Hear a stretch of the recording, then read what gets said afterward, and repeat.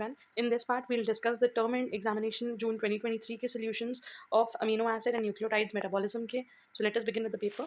The first question is explain biological nitrogen fixation. तो nitrogen fixation बेटा क्या process होता है जिसमें हमारी जो atmospheric nitrogen है वो different molecules में different compounds में change हो रही है, जैसे कि अमोनिया में, जैसे कि नाइट्रेट में या नाइट्राइट में, और ये जो चेंज हुई है वो वापस नाइट्रोजन में भी चेंज हो. तो ये जो इंटर कन्वर्जन का जो साइकिल चलता रहता है ये बेसिकली क्या है, नाइट्रोजन फिक्सेशन. और हमें पढ़ना है बायोलॉजिकल नाइट्रोजन फिक्सेशन, मतलब कि ऐसे लिविंग ऑर्गेनिज्म, ऐसे बैक्टीरियाज या ऐसे माइक्रोब्स जो इस कन्वर्जन में हेल्प कर रहे हैं. Nitrogen fixation is the conversion of nitrogen to ammonia. The ability to fix nitrogen is limited to some prokaryotes, मतलब कि कुछ बैक्टीरियाज ही हैं जो ऐसा कर पा रही हैं. All naturally occurring nitrogen fixers switch to fixation only when the reduced nitrogen level falls.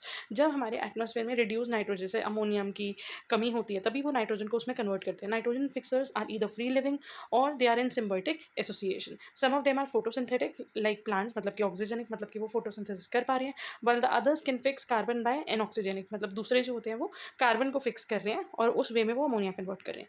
These organisms range from obligate anaerobes to obligate aerobes. Obligate का मतलब होता है strict, मतलब इनमें से कुछ organisms ऐसे हैं जो strictly anaerobic respiration ही करते हैं और कुछ ऐसे हैं जो strictly aerobic respiration ही करते हैं. The purpose मतलब कि जो microbes हैं वो सिर्फ एक कैटेगरी के नहीं है, बहुत diverse microbes ऐसे हैं जो नाइट्रोजन फिक्सेशन कर रहे हैं. Biological nitrogen fixation is catalysed by nitrogenase. तो ये एंजाइम है जो नाइट्रोजन फिक्सेशन को कैटलाइज करता है. It is a metallo enzyme which is a reversible complex of iron protein. तो ये आयरन और प्रोटीन का एक रिवर्सिबल कॉम्प्लेक्स से बना हुआ एंजाइम है, मतलब कि इसमें आयरन भी है और इसके साथ प्रोटीन भी अटैच्ड है, दैट इज नाइट्रोजन रिडक्टेज इसको बोलते हैं. एंड आयरन मोलिब्डेनम प्रोटीन जिसको हम बोलते हैं डाइनाइट्रोजनेस. The ferric protein is a homodimer that binds a single ferrous sulfate cluster via a pair of cysteine residues from each subunit. It has two ATP binding and hydrolysis sites. इसके पास दो sites ऐसी हैं जहाँ पे ATP binding होगी और उसके अलावा हाइड्रोलाइसिंग साइट्स भी हैं. सो बेसिकली हमने क्या देखा बेटा, हमने देखा कि जो एंजाइम है वो क्या है, नाइट्रोजनेस एंजाइम है. अब जो नाइट्रोजनेस एंजाइम है वो एक कॉम्प्लेक्स से बना हुआ है जिसके अंदर दो मेन कंपोनेंट्स हैं, आयरन प्रोटीन कॉम्प्लेक्स और iron molybdenum protein complex. Iron protein complex के बारे में अगर हम बात कर रहे हैं तो वो है होमोडाइमर जिसमें एटीपी बाइंडिंग साइड भी है और हाइड्रोलाइजिंग साइड भी है. अब बात करेंगे आयरन मोलिब्डेनम प्रोटीन कॉम्प्लेक्स के बारे में, ये जो FeMO यहाँ पे मेंशन है डाइनाइट्रोजनेस के बारे में. It is a tetramer of 2 alpha and 2 beta सब यूनिट. टेट्रामर मतलब कि ये 4 यूनिट से बना हुआ है, इसमें 2 अल्फा प्रोटीन्स हैं और 2 बीटा सब यूनिट्स हैं. Each alpha subunit has a deeply embedded iron molybdenum cofactor which is formed from 4 iron is to 3 sulphur molybdenum ratio 3 iron ratio 3 sulphur. इसका मतलब इसकी जो कॉम्पोजिशन है यहाँ पे हर एक जो अल्फा सब यूनिट है उसके अंदर डीप कोर के अंदर हमें आयरन और मोलिब्डेनम कोफैक्टर मिलेगा. अब ये जो आयरन और मोलिब्डेनम कोफैक्टर है ये बेटा किससे बना हुआ है, ये बना हुआ है आयरन से और सल्फर से इन द रेशियो 4:3.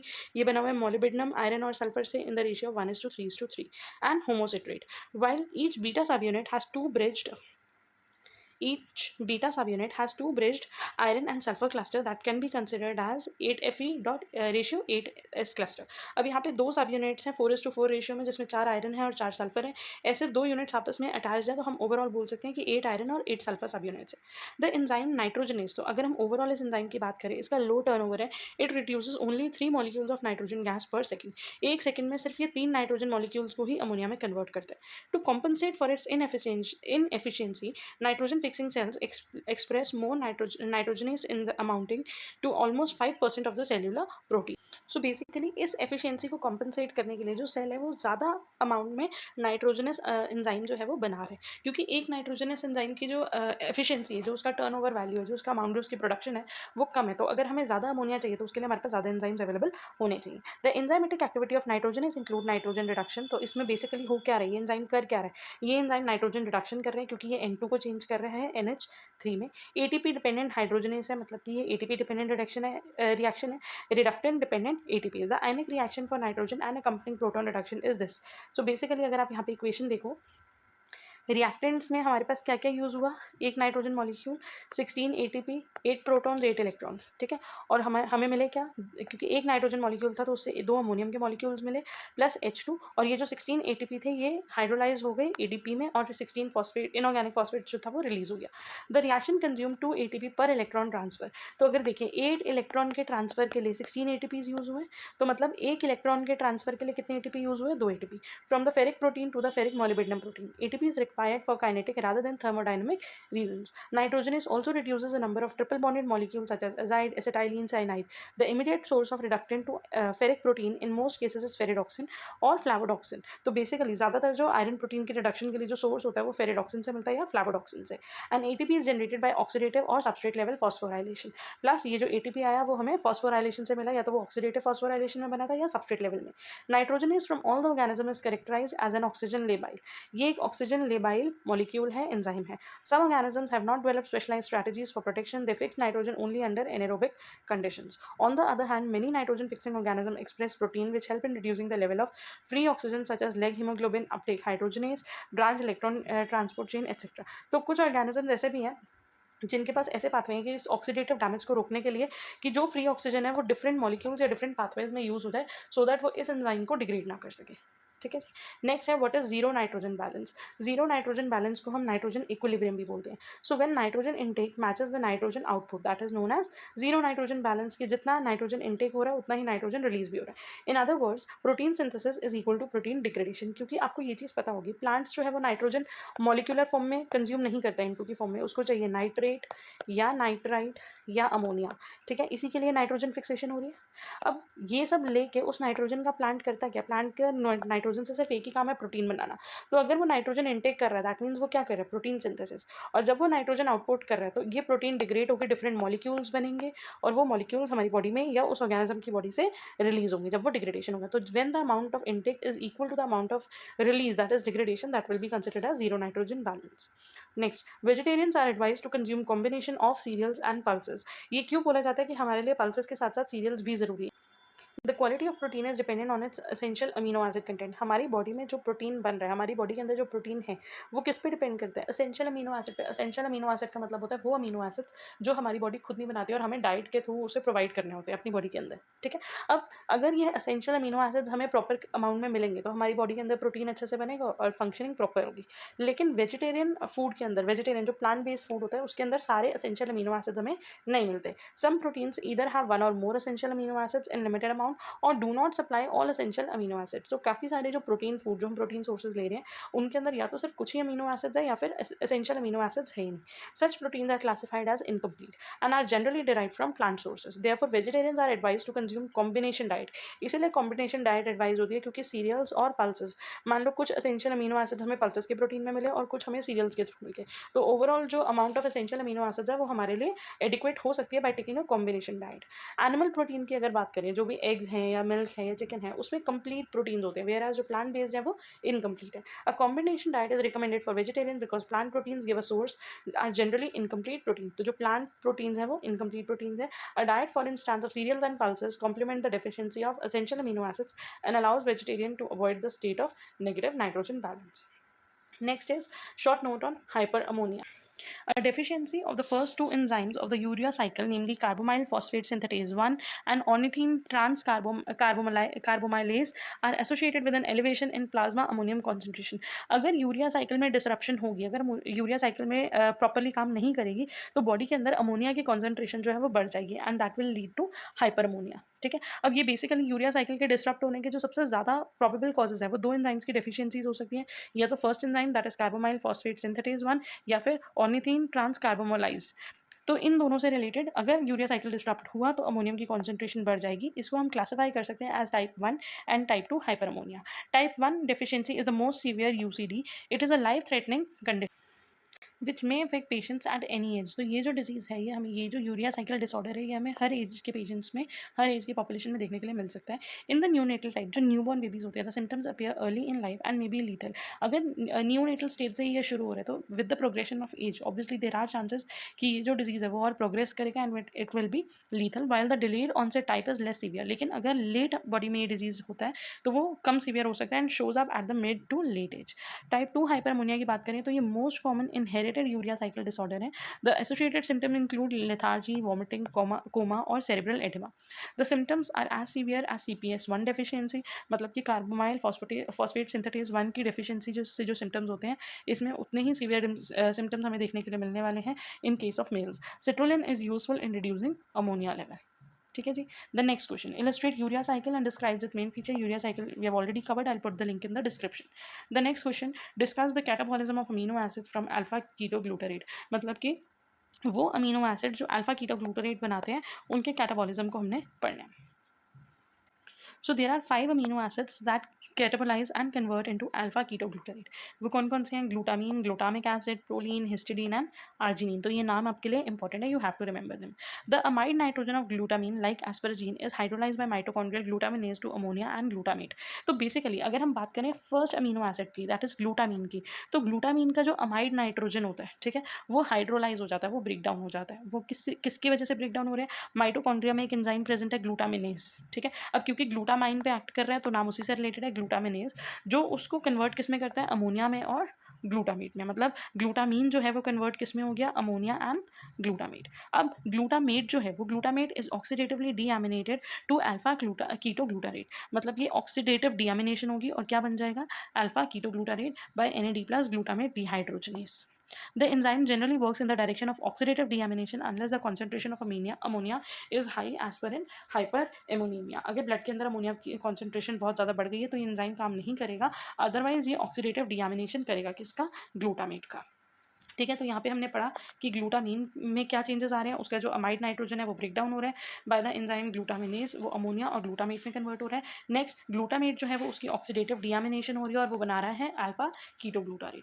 तो अगर आप यहाँ पे देखो, ये आपको स्ट्रक्चर दिया हुआ है ग्लूटामीन का जब माइटोकॉन्ड्रियल ग्लूटामिनेज इस पर एक्ट करा तो अमोनिया रिलीज हो गया, इसकी हाइड्रोलिसिस हो रही है, इसलिए यहाँ पे वाटर इन्वॉल्व है और ये किस में चेंज हो गया बेटा? ग्लूटामेट में. तो अगर आप यहाँ पे देखो, यहाँ पे जो पहले अमाइड ग्रुप था वो अब एल्डिहाइड मतलब ग्लूटामेट ग्रुप आ गया. ठीक है, उसके बाद ग्लूटामेट फर्दर किस में चेंज होता है? अल्फा कीटोग्लूटारेट में. हमने पढ़ा था ऑक्सीडेटिव डीएमिनेशन मतलब एक अमीन ग्रुप रिलीज हो रहा है और ऑक्सीडेटिव रिएक्शन है. तो यहाँ जो NAD प्लस था वो चेंज हो गया NADH में. ठीक है, इसकी होगी रिडक्शन और ये हो गया यहाँ पे ऑक्सीडाइज. तो यहाँ पे जो हमारे पास CH के साथ NH3 ग्रुप अटैच था, अब यहाँ पे C डबल बॉन्ड O आ गया. तो glutamate get converted into alpha ketoglutarate.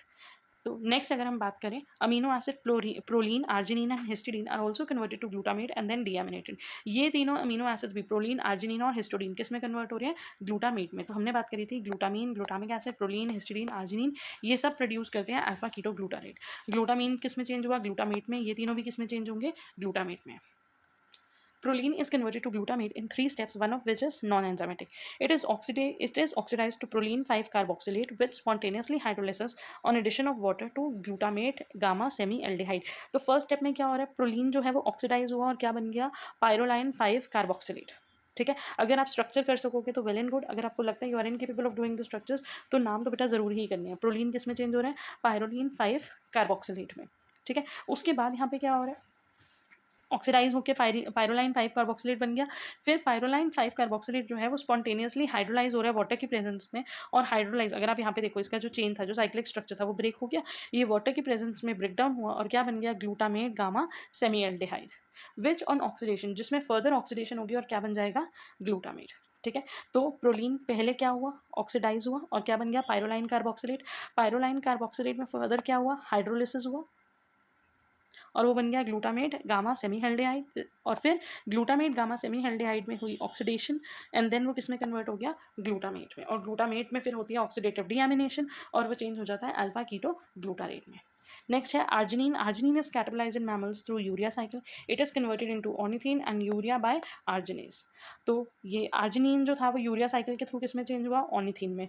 Ornithine transaminate होगा by ornithine delta amino transferase to glutamate gamma semialdehyde. तो यहाँ पे भी हमें एक कॉमन जो इंटरमीडिएट था वो मिल गया. आर्जिनिन पहले किस में चेंज हुआ बेटा? ऑर्निथीन में. और ऑर्निथीन फिर फर्दर किस में चेंज हो रहा है? ग्लूटामेट गामा सेमीएल्डिहाइड में. और हम पढ़ चुके हैं ग्लूटामेट गामा सेमीएल्डिहाइड क्या करेगा? वो ऑक्सीडाइज होगा, उसमें ऑक्सीडेशन होगी और वो क्या बन जाएगा? वो बन जाएगा ग्लूटामेट. ठीक है, glutamate gamma semialdehyde also come from proline catabolism, thereby linking the two pathways. It is thus oxidized to glutamate by NAD plus dehydrogenase. ठीक है जी. उसके बाद आ जाता है हमारा histidine last. The catabolism of histidine begins with non hydrolytic release of ammonia by histidase. तो यहाँ पे एक नॉन हाइड्रोलिटिक रिएक्शन हो रहा है, अमोनिया रिलीज हो रहा है. ठीक है, और वो कौन सा एंजाइम रिस्पॉन्सिबल है? Histidase, that is histidine ammonia lyase to produce urocanic acid, that is imidazole acrylic acid. तो पहले हिस्टिडीन जो था वो किस में चेंज हुआ? यूरोकेनेट में, या जिसको हम बोलते हैं urocanic acid. It is then acted upon by urocanase. अब इस पे एक और एंजाइम एक्ट कर रहा है which brings about an internal oxidation reaction by addition of water forming 4 imidazole 5 propionate. तो अब ये यूरोकिनेट जो था वो किस में चेंज हो गया, 4 इमीडाजोलोन और 5 प्रोपोर्शनेट में। This is followed by ring opening by imidazole propanase to generate glutamate derivative, which is FIGLU, FIGLU, that is form amino L glutamate.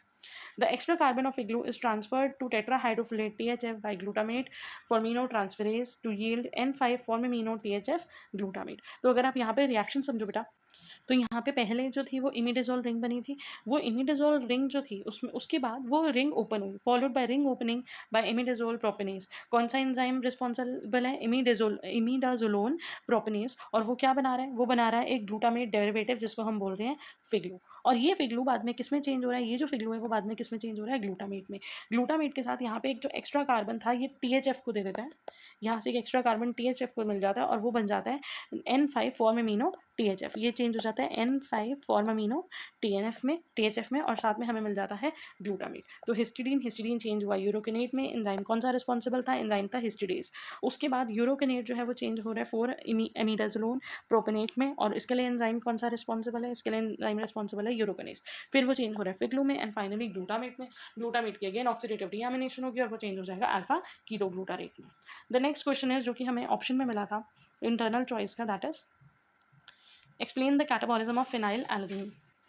Phenylalanine and tyrosine are catabolized by common pathway. The partial degradation of two amino acid produces two products, fumarate and acetoacetate, both of which can enter the TCA cycle. तो phenylalanine और tyrosine ये दोनों ही एक दूसरे के साथ related amino acids हैं। उसके बाद इनकी सेम पाथवे डिग्रेडेशन का फॉलो करते हैं और इनके एंड प्रोडक्ट्स में बनता है फ्यूमरेट और acetoacetate जो कि TCA साइकिल के अंदर इन्वॉल्व है। Acetoacetate is a ketone body which is activated by acetyl coenzyme and then cleaved to acetyl coenzyme for further catabolism. तो अगर हम बात करें phenylalanine की, it is an essential amino acid and is first converted to tyrosine by phenylalanine hydroxylase. सबसे पहले ये किस में चेंज हो रहा है, टायरोसाइन में। The reaction requires the cofactor tetrahydrobiopterin, which is an unconjugated pterin, and oxygen. In the hydroxylation of phenylalanine, the cofactor is oxidized to dihydrobiopterin, which reduces the second atom of oxygen of water. इसके अंदर ये जो cofactor था जिसको हमने tetrahydrobiopterin बोला है, ये कोफैक्टर की ऑक्सीडेशन हो जाती है, ठीक है। The cofactor is reduced back to THB by dihydropterin reductase. This reaction not only provides the amino acid tyrosine but is also common degradation route of both amino acid from this point onwards. अगर आप यहाँ पे देखो, ये है हमारे पास phenylalanine, enzyme कौन सा है, phenylalanine hydroxylase। अब यहाँ पे tetrahydrobiopterin है THB, इसकी ऑक्सीडेशन हो, इसकी रिडक्शन हो रही है और उसके बाद ये ऑक्सीडाइज कर रहा है और यहाँ पे क्या बन गया हमारे पास, टायरोसाइन बन गया। फिर ये टायरोसाइन जो है यहाँ पे अल्फा ग्लूटारेट जो है वो कन्वर्ट होगा ग्लूटामेट में, पार्टिसिपेट करेगा और उसके साथ इस यहाँ से जो अमीन ग्रुप था क्योंकि इसकी ऑक्सीडेटिव डीएमिनेशन हो रही थी, तो उसके बाद ये बन जाएगा पैराहाइड्रोक्सी फिनाइल पायरुवेट। तो ये जो अमीन ग्रुप है ये ट्रांसफर हो जाएगा अल्फा ग्लूटारेट पे और वो बन जाएगा ग्लूटामेट, ठीक है। फिर ये कन्वर्ट होगा होमोजेनेस्टेट में, ठीक है जी, जिसको हम होमोजेनिस्टिक एसिड भी बोलते हैं, विच इज HGA, जो कि बहुत इंपॉर्टेंट होता है, इससे रिलेटेड बहुत सारे क्वेश्चन आते हैं। तो पहले हमने पढ़ा कि फिनाइल एलानिन जो है वो किस में चेंज हो रहा है, टायरोसाइन में। एंजाइम कौन सा इन्वॉल्व है, फिनाइल एलानिन हाइड्रोक्सिलेज, प्लस यहाँ पे हमारे पास THB इंपॉर्टेंट है क्योंकि THB की क्या हो रही है, ऑक्सीडेशन हो रही है, ठीक है। अब उसके बाद वो टायरोसिन में चेंज हो गया तो फर्दर अब उसके आगे का जो कैटाबॉलिक पाथवे है वो दोनों का कॉमन है। In the next step the tyrosine is transaminated to parahydroxy phenyl pyruvate. Transaminated मतलब इसका जो अमीन ग्रुप है वो ट्रांसफर हो रहा है और अब ये क्या बन गया, पैराहाइड्रोक्सी फिनाइल पायरुवेट, और एंजाइम कौन सा रिस्पॉन्सिबल है, tyrosine amino transferase. This is followed by 2 dioxygenase catalyse steps, both of them require antioxidant ascorbate, जिसके लिए हमें विटामिन सी की जरूरत है नेक्स्ट 2 स्टेप्स के लिए। The first dioxygenase generate the familiar intermediate homogentisic acid by bringing about oxidative decarboxylation. तो next हमारे पास क्या बना, HGA homogentisic acid, which is very important. और इसके बाद इससे क्या हो रहा है, ऑक्सीडेटिव डीकार्बोक्सिलेशन हो रही है, रिंग हाइड्रोक्सिलेशन हो रही है and migration of the side chain. 3 चीजें यहाँ पे एक साथ हो रही है। सेकेंड, डाईऑक्सीजनेज ऑक्सीडाइज कर रहा है सबस्ट्रेट को और क्लीव कर रहा है एरोमेटिक रिंग को ब्रेक कर रहा है और हमें मिल रहा है 4 मेलाइल एसीटोएसिटेट। अगर आप यहाँ पे देखो, हमारे पास पहले आया जब ट्रांसएमिनेशन हुई उसके बाद आया पैरा हाइड्रोक्सी फिनाइल पायरुवेट, ठीक है। इनके स्ट्रक्चर्स अगर आप लर्न कर सको, ड्रॉ कर सको तो वेरी वेल डन, अदरवाइज नाम के साथ तो इन साइकिल्स को प्लीज इंपॉर्टेंट है, इसके एंजाइम क्या क्या चीज़ें यहाँ पे यूज़ हो रही है वो बहुत इंपॉर्टेंट है, ठीक है। उसके बाद यहाँ पे आया HGA के बाद हमारे पास आया यहाँ पे मेलाइल एसीटोएसिटेट। अब यहाँ पे देखो, यहाँ पे जो रिंग था वो रिंग क्लीवेज हो गया, ये जो साइक्लिंग एरोमेटिक रिंग बनी हुई थी ये रिंग ब्रेक हो गई है और यहाँ पे हमारे पास बना है मेलाइल एसीटोएसिटेट। Dioxygenase enzyme add both atom of oxygen to the substrate and also bring ring cleavage if required. The active site of the enzyme contain iron. Isomerization of 4-melylacetoacetate to 4-fumaryl acetoacetate is catalyzed by the enzyme isomerase, which requires glutathione as a cofactor. अब उसके बाद उसमें होगी isomerisation और फिर finally last में hydrolytic cleavage होगी, जिससे हमारे पास बनेगा एसीटोएसिटेट और फ्यूमरेट. ठीक है जी. तो यहाँ पे नेक्स्ट स्टेप में क्या हुई, आइसोमराइजेशन, हमारे पास बना फ्यूमराइल एसीटोएसिटेट और फिर उसके बाद ये it is further acted bye enzyme, ये क्लीव हुआ और हमारे पास बन गया फ्यूमरेट और एसीटोएसिटेट. तो अगर आप इसको कॉमन पाथवे देखो, फिनाइल एनालिन, उससे बना टायरोसिन, पैराहाइड्रोक्सीफिनाइल पायरुविक एसिड, फिर होमोजेनिस्टिक एसिड, मिलाइल एसिटोएसिटिक एसिड, फ्यूमेराइल एसिटोएसिटिक एसिड और उसके बाद फ्यूमरेट और ग्लूटामेट.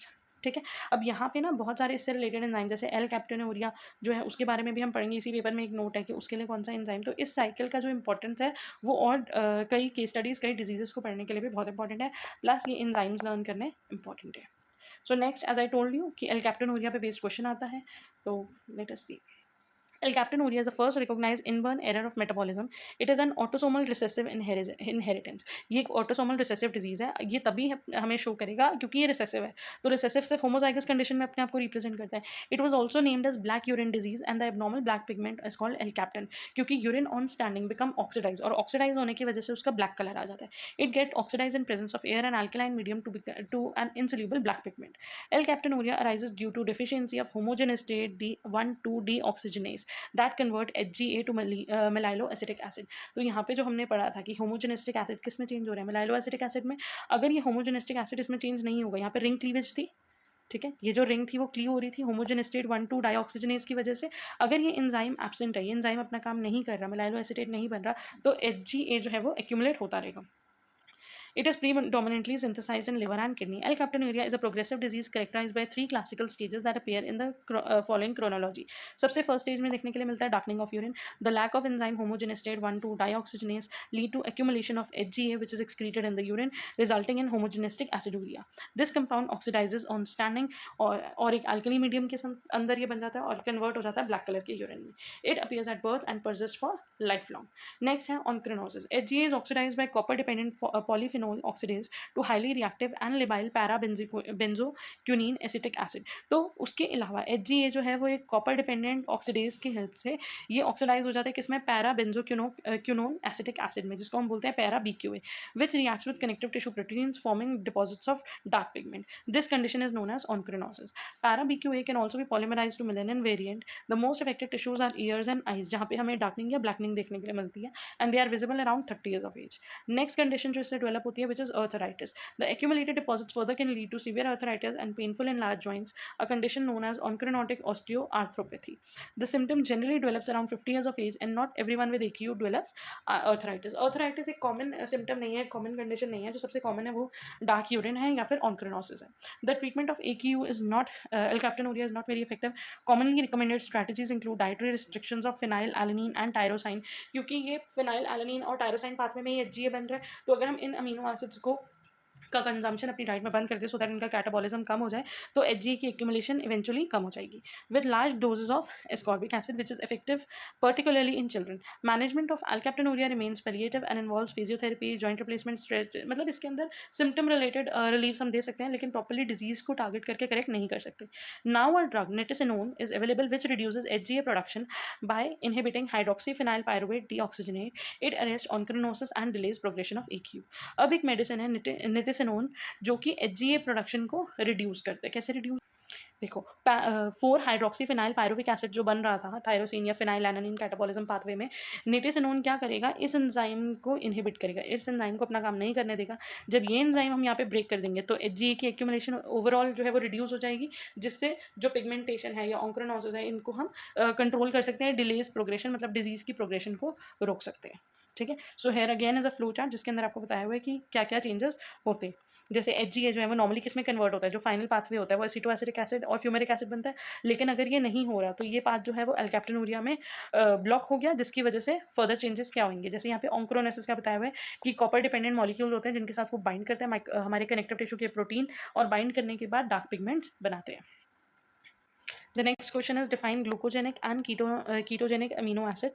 Glucogenic amino acids या glucogenic amino acids वो होते हैं वो amino acids जो catabolize हो रहे हैं और finally वो क्या किस में convert हो रहे हैं, glucose में. So amino acids whose carbon skeleton can be converted to glucose are called glycogenic, whereas those amino acids which are converted to ketone bodies या fatty acid, जैसे अभी हमने पढ़ा fumarate या acetoacetate में change हो रहा है तो वो क्या हो गए, ketogenic. लेकिन कुछ amino acids जैसे हैं जो glycogenic और ketogenic दोनों होते हैं, मतलब जब वो डिग्रेड होते हैं as they partial degradation generate two products glycogenic and ketogenic. ठीक है, इसमें कीटोजेनिक में एग्जांपल आ गए ल्यूसीन और लाइसिन.